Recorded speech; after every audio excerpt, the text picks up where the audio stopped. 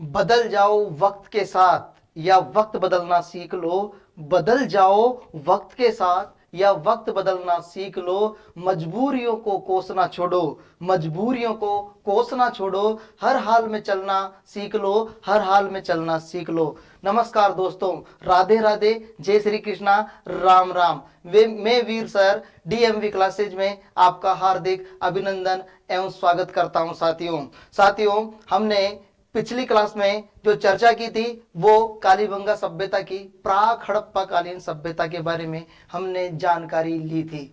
और प्राक हड़प्पा कालीन सभ्यता के जितने अवशेष थे उनके बारे में हमने अध्ययन किया था। तो साथियों अब हम आज चर्चा करने वाले हैं विकसित हड़प्पा सभ्यता या हड़प्पा कालीन सभ्यता के बारे में।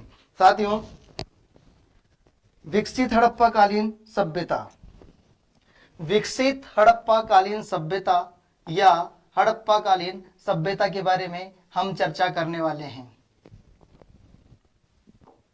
तो देखो साथियों, अगर विकसित हड़प्पा कालीन सभ्यता में जो दुर्ग से संबंधित हमारे को अवशेष मिले हैं उनमें किस प्रकार की कलाकृतियां या किस प्रकार से अवशेष में क्या क्या चीजें हमारे को देखने को मिली उसकी चर्चा हम करने वाले हैं।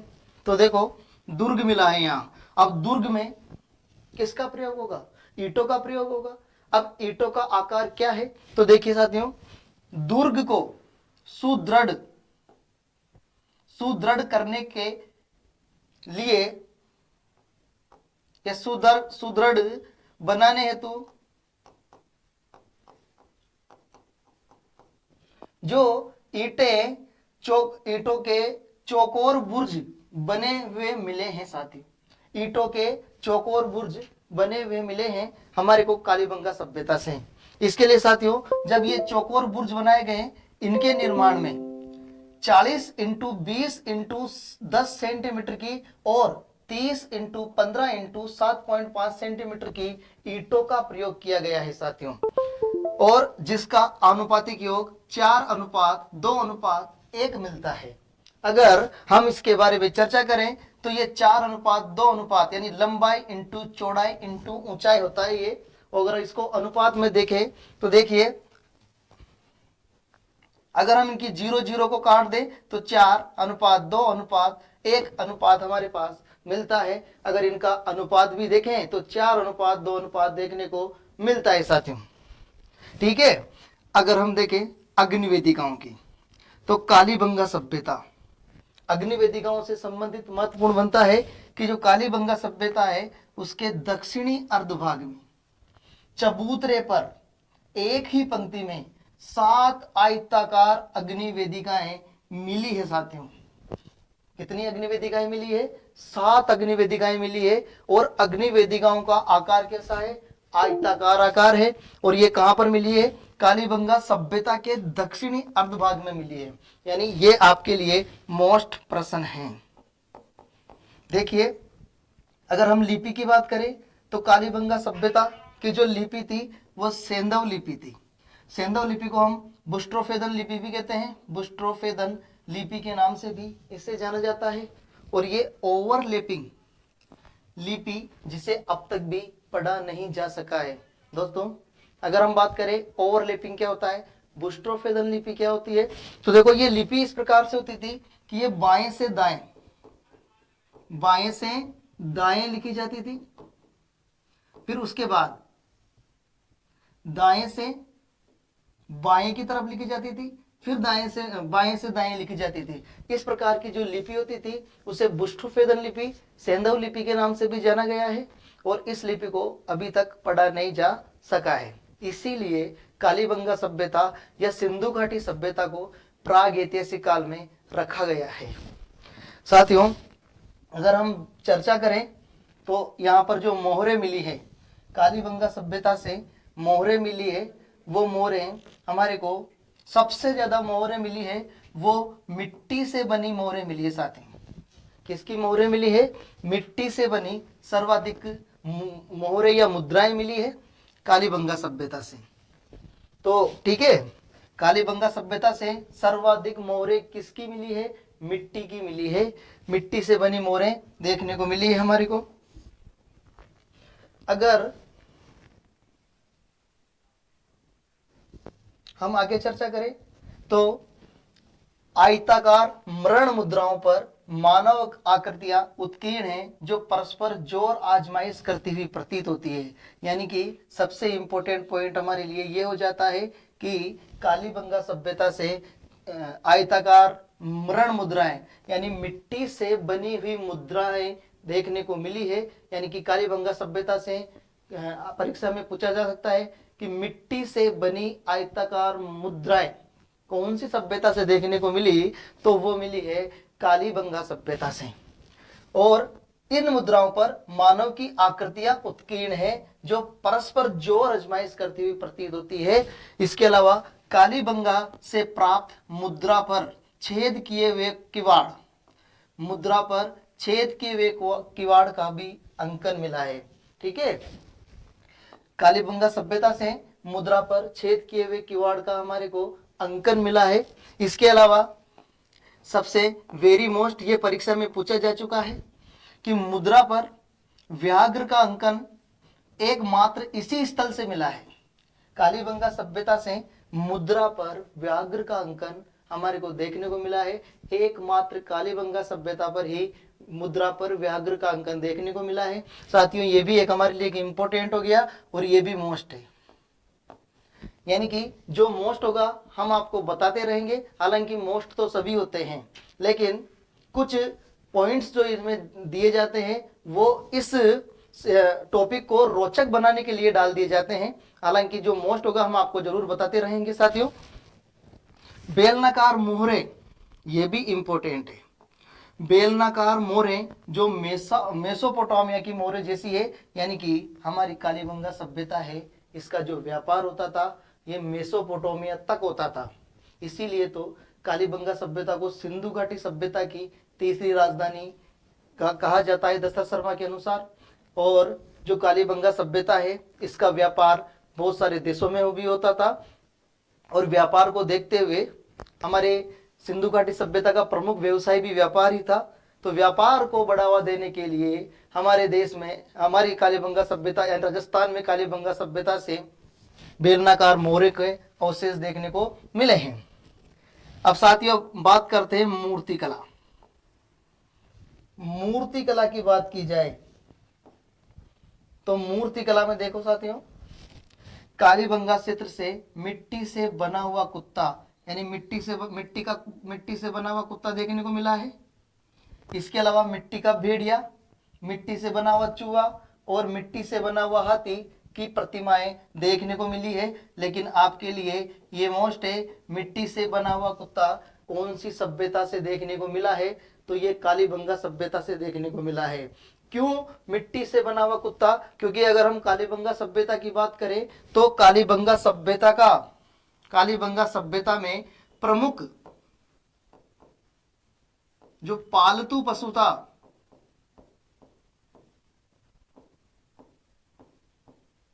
वो कुत्ता ही था।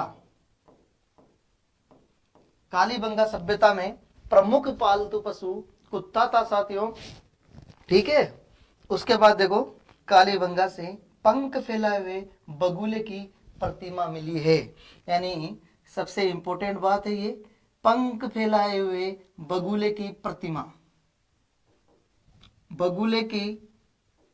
पंख फैलाए हुए बगुले की जो प्रतिमा है वो कालीबंगा सभ्यता से देखने को मिली है। ये भी हमारे लिए एक महत्वपूर्ण पॉइंट हो गया है। ठीक है, अब देखो आगे चर्चा करें हम तो कालीबंगा सभ्यता से 3 मानव आकृतियां भी मिली है जो भग्नावस्था में है। यानी कि भग्नावस्था में 3 मानव आकृतियों के चित्र मिले हैं कालीबंगा सभ्यता से। माटी की वृषभ आकृति, यानी कि ये परीक्षा में पूछा जा चुका है, मिट्टी का बना बेल,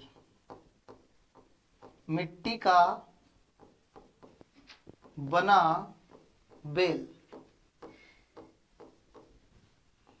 ये जो मिट्टी का वृषभ, माटी की वृषभ आकृति, देखो ये इतना इंपॉर्टेंट है इसके लिए। मिट्टी का जो वृषभ है इसके बारे में कहा जाता है कि ये एक उल्लेखनीय है और एक उस समय की उस समय के जो मिट्टी का बैल है उसके लिए तो विशेष रूप से उल्लेखनीय है, क्योंकि इस वृषभ की सबसे महत्वपूर्ण विशेषता यह है कि इसका सिर और धड़ इस प्रकार से बनाया गया है कि धड़ को सिर से अलग किया जा सकता है और इस धड़ को सिर को धड़ से वापस जोड़ भी सकते हैं। तो देखो ये इसी में ऐसे लिखा है कि ये कला कौशल की दृष्टि से, ये कला कौशल की दृष्टि से विशेष रूप से उल्लेखनीय है। इस वृषभ की यह विशेषता है कि इसका सिर इस तरह बनाया गया है, इसका सिर इस तरह बनाया गया है कि आवश्यकता अनुसार उसे धड़ से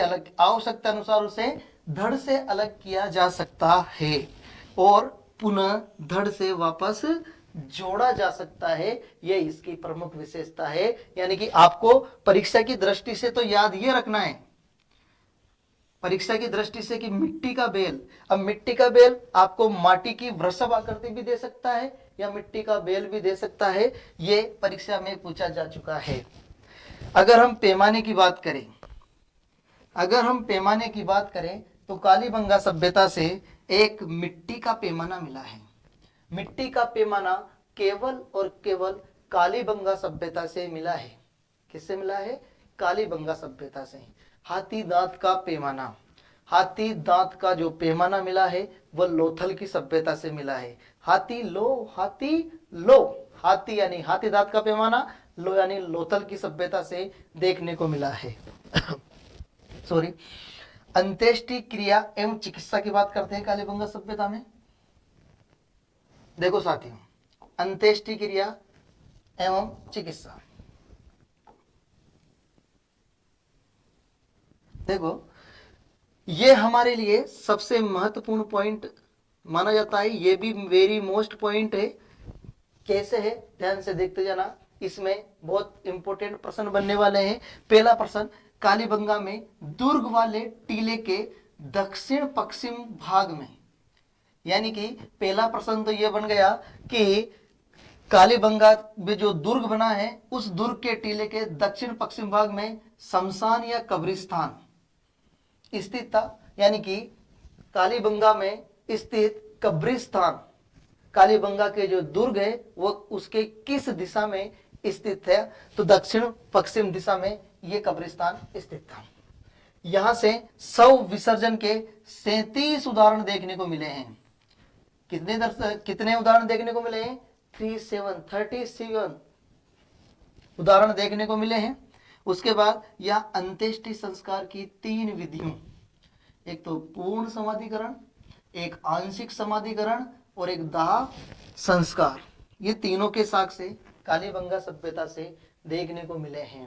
पूर्ण समाधिकरण, आंशिक समाधिकरण और दाह संस्कार, तीनों ही चीजें यहां पर की जाती थी। ये भी हमारे लिए एक मोस्ट है। कालीबंगा से एक युगल समाधान के साक्ष्य, ये भी हमारे लिए बहुत इंपॉर्टेंट है कि युगल समाधान के साक्ष्य कौन सी सभ्यता से देखने को मिले हैं? तो युगल समाधान के जो साक्ष्य हैं वो केवल और केवल हमारे को कालीबंगा सभ्यता से ही देखने को मिले हैं। युगल समाधान के मतलब जोड़े सहित दफनाए जाने के साक्ष्य हमारे को कालीबंगा सभ्यता से देखने को मिले हैं साथियों। ठीक है, अगर हम आगे बात करें तो देखो कालीबंगा सभ्यता से हमें अंडाकार कब्रें मिली है। अंडाकार कब्रों के जो साक्ष्य हैं वो कहां से मिले हैं? कालीबंगा सभ्यता से अंडाकार कब्रें मिली है। और अंडाकार कब्रों को चिरायु कब्र के नाम से भी जाना जाता है। अंडाकार कब्रों को किस नाम से जाना जाता है? चिरायु कब्र के नाम से जाना जाता है। और इन्हीं कब्रों में हमारे को एक बच्चा है, उस बच्चे की खोपड़ी में 6 छेद किए जाने के साक्ष्य मिले हैं। यानी कि ये प्रमाण मिला है कि वहां पर एक बच्चे की खोपड़ी में 6 छिद्र मिले हैं। इससे ये प्रतीत होता है या ये अनुमान लगाया जा सकता है कि शल्य क्रिया का प्राचीनतम उदाहरण कालीबंगा में ही माना जाता है, कि कालीबंगा में शल्य क्रिया का भी प्रचलन रहा होगा। तो आपसे परीक्षा में प्रश्न पूछ सकता है कि शल्य क्रिया का प्राचीनतम उदाहरण किस सभ्यता में देखने को मिलता है? तो वो मिलता है कालीबंगा में। कालीबंगा में शल्य क्रिया का प्राचीनतम उदाहरण या शल्य क्रिया का प्राचीनतम प्रमाण कौन सी सभ्यता में देखने को मिलता है? वो मिलता है कालीबंगा सभ्यता में। साथियों, अगर हम आगे चर्चा करें तो कालीबंगा सभ्यता में जो बच्चे की खोपड़ी से 6 छिद्र मिले हैं, वो बच्चे की खोपड़ी से जो 6 छिद्र हमारे को देखने को मिले, उसमें किस बीमारी के साक्ष्य मिले हैं? और जो बीमारी रही होगी तभी तो उसका ऑपरेशन किया गया होगा। तो देखिए, ध्यानपूर्वक समझिए इसको। बच्चे के कपाल के विश्लेषण से जल शीर्ष, और इस जल शीर्ष को मस्तिष्क शोध, इस जल शीर्ष को हम कहते हैं मस्तिष्क शोध की बीमारी। और मस्तिष्क शोध की बीमारी का जो पता चला है, वो मस्तिष्क शोध की बीमारी का पता चलता है कालीबंगा सभ्यता से। कालीबंगा सभ्यता से मस्तिष्क शोध या जल शीर्ष बीमारी का, मस्तिष्क शोध बीमारी के नाम से भी जाना जाता है, इसका पता कौन सभ्यता से चला है? कालीबंगा सभ्यता से। या परीक्षा में इसको इस प्रकार भी पूछा जा सकता है कि जल शीर्ष या मस्तिष्क शोध बीमारी के साक्ष्य कहां से देखने को मिले हैं? तो मिले हैं कालीबंगा सभ्यता से देखने को मिले हैं। और आपसे पूछे मलेरिया बीमारी के जो साक्ष्य मिले हैं, वो विराट की सभ्यता से देखने को मिले हैं। साथियों, अगर हम आगे बात करें, इसका पता चलता है जिसके इलाज के लिए कपाल में छेद किए गए थे, यानी ये जो बीमारी है इसके लिए कपाल में छेद किए गए थे। चिकित्सा की इस आदिम पद्धति को क्या कहा जाता है?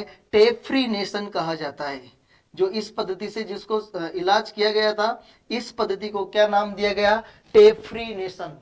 टेफ्रीनेशन पद्धति कहा गया है इसे, जिनको लोथल और बुर्जहोम में सिर दर्द के उपचार के लिए उपयोग में लाया जाता था, या उपयोग में इसे लिया जाता था। ठीक है। अगर हम आगे बात करें तो एक कंकाल के बाएं घुटने पर किसी धारदार औजार, संभवतः यानी संभावना की गई है कि एक धारदार औजार है, जो हो सकता है तांबे की कुल्हाड़ी भी हो, उस तांबे की कुल्हाड़ी से काटने के निशान मिले हैं। यानी कि यह भी एक नया पॉइंट है आपके लिए कि एक कंकाल के बाएं घुटने पर किसी धारदार या औजार, जो तांबे की कुल्हाड़ी भी हो सकती है, उससे काटने के निशान मिले हैं, वो कालीबंगा सभ्यता से मिले हैं। देखो दोस्तों, अगर हम बाकी आगे चर्चा करें तो कालीबंगा सभ्यता से अन्य अवशेष भी देखने को मिले हैं।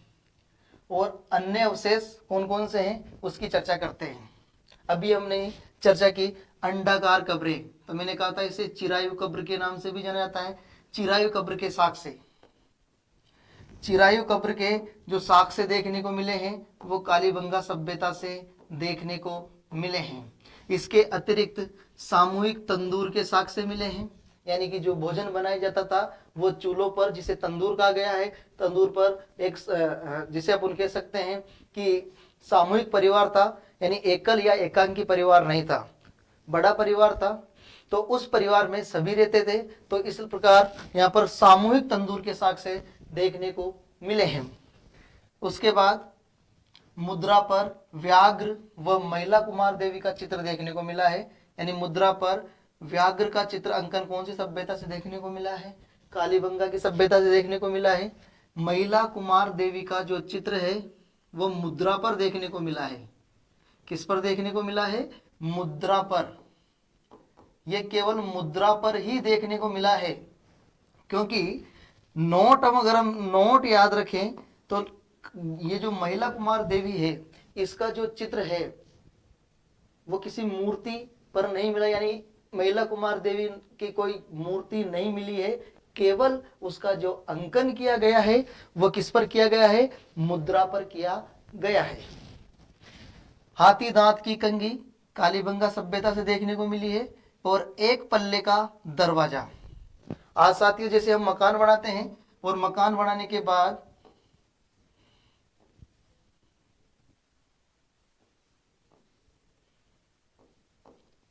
ये जो हम मकान बनाते हैं, इस मकान में जो गेट लगाया जाता है ये इस प्रकार 2 पल्ले का गेट होता है।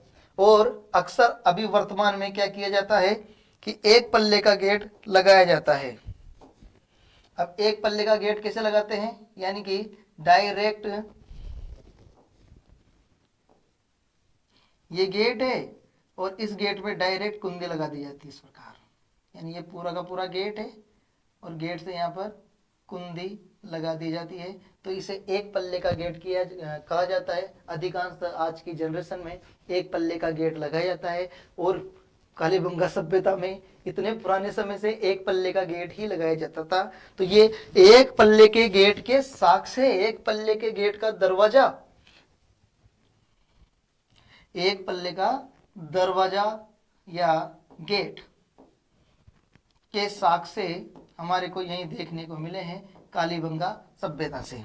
उसके अलावा साथियों ऊंट की अस्थियों के, यानी ऊंट की जो हड्डियां हैं उसके साख से कालीबंगा सभ्यता से देखने को मिले हैं। तांबे की आक्रामक मुद्रा में वृषभ की आकृति, वृषभ यानी बेल की आकृति, बेल की आकृति जो मिली है वो कालीबंगा सभ्यता से मिली है। लेकिन ये आक्रामक रूप लिए हुए थी, आक्रामक रूप तांबे की है, आक्रामक मुद्रा में मिली है। आप आक्रामक मुद्रा में वृषभ की मूर्ति अगर देखने को मिली है तो वह कालीबंगा सभ्यता में ही देखने को मिली है। एकमात्र कलश समाधान के जो साक्ष्य मिले हैं वो भी कालीबंगा सभ्यता में मिले हैं। स्वास्तिक चिन्ह के साक्ष्य भी कालीबंगा सभ्यता से देखने को मिले हैं। इसके अतिरिक्त खिलौना गाड़ी वो पहिए के साक्ष्य कालीबंगा सभ्यता से देखने को मिले हैं। मंदिरों के अवशेष नहीं मिले हैं, ये भी मोस्ट है। कालीबंगा सभ्यता में मंदिरों के अवशेष नहीं मिले हैं। ये प्रकृति पूजा के उपासक माने जाते थे, लेकिन यहाँ पर मंदिरों में यानी मंदिर के जो अवशेष है वो देखने को नहीं मिले हैं। और सिंधु घाटी सभ्यता से भी हमारे को कोई मंदिर के अवशेष देखने को नहीं मिले हैं। मंदिरों का जो निर्माण यानी कि खुले में, यानी कि शिव की पूजा करते थे, प्रकृति की पूजा करते थे, ये अवशेष तो यहाँ देखने को मिले हैं। क्योंकि आपने देखा होगा कालीबंगा सभ्यता से हमारे को शिव के अवशेष मिले हैं। और देखो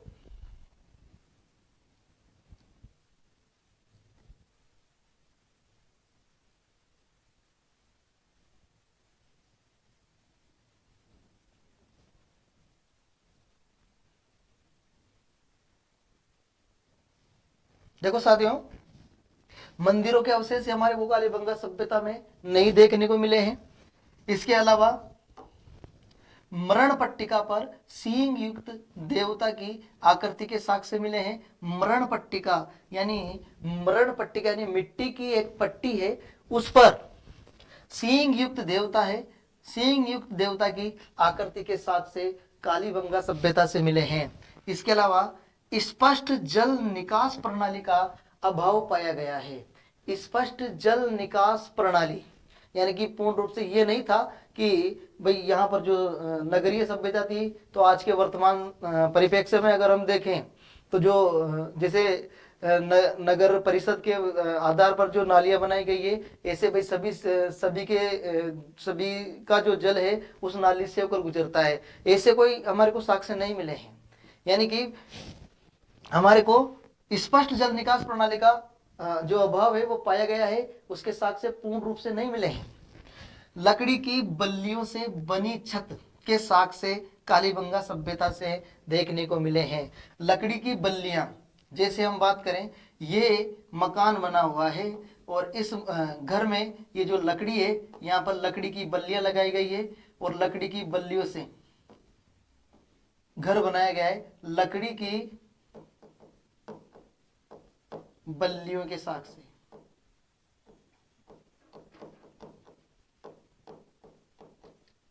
देखने को मिले हैं। इसके अलावा तांबे का खिलौना कालीबंगा सभ्यता से देखने को मिला है।